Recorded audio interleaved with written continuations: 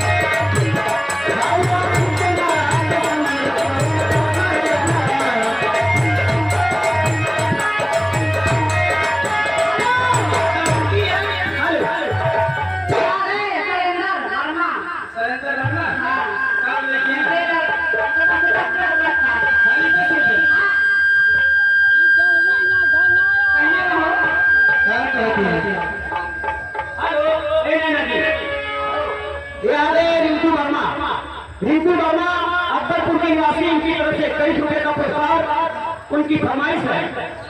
कन्या काले साड़ी राजा कमल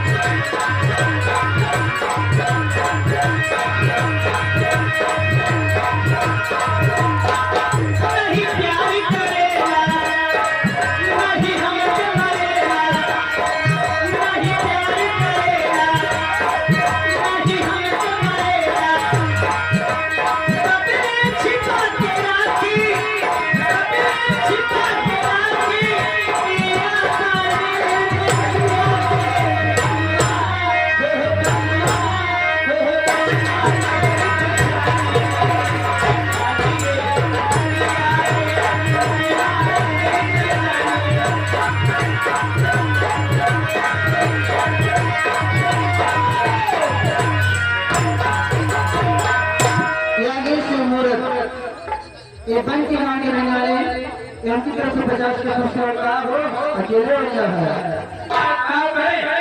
तोरे दिल्ली में जो है भाई हमारे खजूर में देखे हाँ भाई उनका देखे अच्छा। झूले का झूलनिया